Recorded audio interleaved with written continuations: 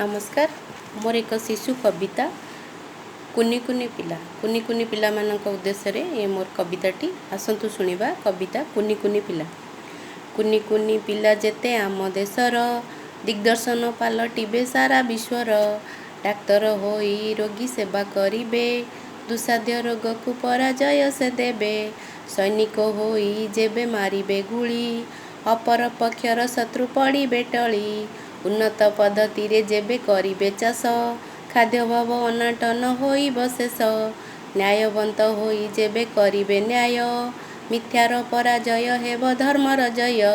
शासन भार जेबे हाथ को नेबे सत्य धर्म न्याय पाई जीवन देबे। वैज्ञानिक होई जेबे ज्ञान अर्जिबे अज्ञान अंधकार को दूरेई देबे।